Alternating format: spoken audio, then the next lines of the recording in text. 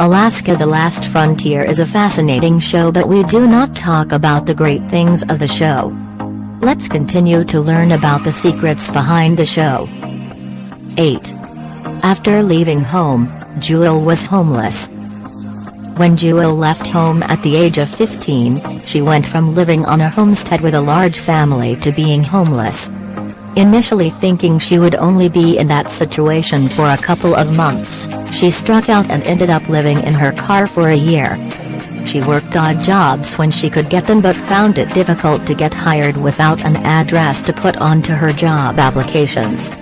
Instead of letting her existence get her down, she applied her troubles into her music, which helped her climb out of homelessness. She has spoken about her upbringing helping her since the pioneer lifestyle she grew up in helped her to survive on her own. As an adult and a successful singer-songwriter, she has devoted her time and money to helping out young women who also suffer some of the indignities of homelessness. 9. Jane and Atsley's kids aren't on the show. For folks tuning in for the first time as well as longtime viewers, the question arises as to whether Jane and Atsley have children. They do, but they don't appear on the television show, and there's a very good reason for that. Mrs. Kilcher doesn't allow it. This has brought up some negativity online since, seeing as the children live on the homestead and 10 months out of the year are filmed, people want to know where they are and why they aren't on television. There are 2 children, Etienne, Stephen, and a girl named Piper. Etienne is a teenager and has appeared a little bit, but Piper simply doesn't want to be on TV. Ultimately, it's a decision 2 parents made about respecting the privacy of their children. Perhaps, when they are older, they may choose to appear, but that seems unlikely given what Jane has said about them. 10. The drama is manufactured. Despite what you may think, there is very little reality to these things, and that's not to fault the people on screen so much as it is the people behind the cameras. Alaska: The Last Frontier is filmed for 10 months out of the year, which results in a lot of film. It then needs to be edited into episodes requiring hundreds of hours of work. It's all manufactured for the audience. In order to make something seem direr than it truly is, music is added and shots are cut in a way to frame scenes the way the editors and producers want them. Are they going to starve?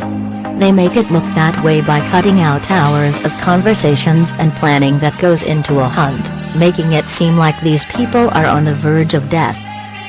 11. It's heavily edited and overproduced. One of the principal complaints Native Alaskans have about this series and others shot and set in their state is that it doesn't represent Alaska or its people.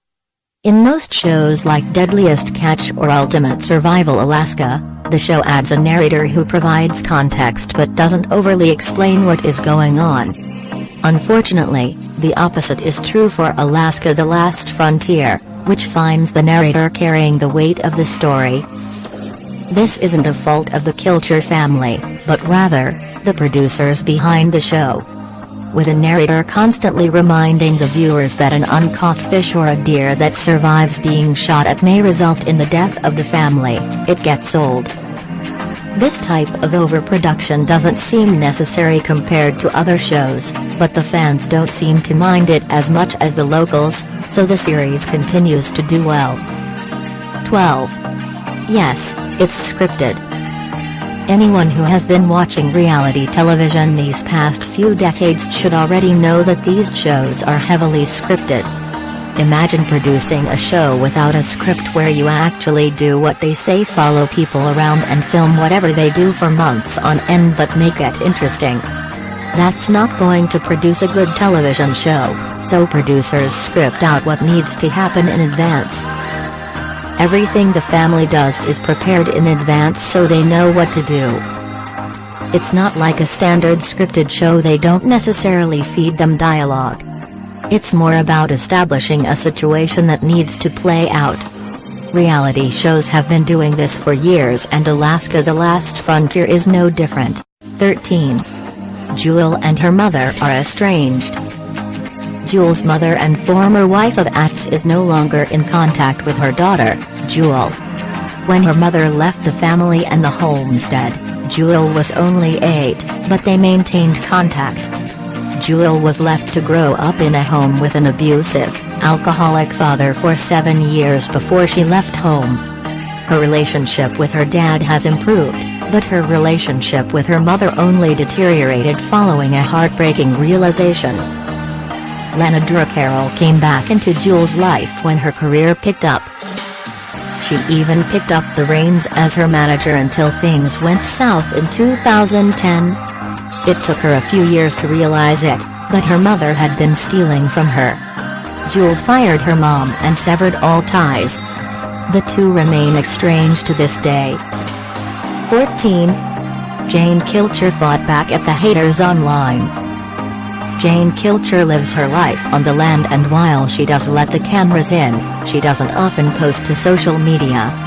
It's strange to think of someone on television as private with their lives, but she certainly keeps to herself. Usually. In 2015, she broke her silence and not only posted quite a bit online, she called out the haters and all the negativity as well. You can't really blame her, nobody likes being harassed. To summarize her comments, she asked people to respect her children who aren't on the show, said she isn't lazy, people shouldn't wish them harm, and she wants her privacy. It appears that while she is willing to let people look in on her life via their television sets, they have no right to hate on her and the family. In a sense, she wants us to keep watching, but to leave her alone. 15.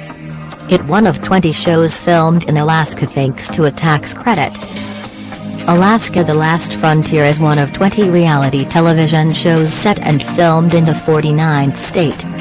This is all thanks to a tax credit, which came into being thanks to another popular series, Deadliest Catch. At the time, it was believed that creating a tax credit would bring more jobs to the state, but it only resulted in out-of-state film crews coming in to take advantage. The result has been shows like Alaskan Women Looking for Love and a number of Fish Out of Water series. Alaska now boasts the largest number of television series per capita than any other state.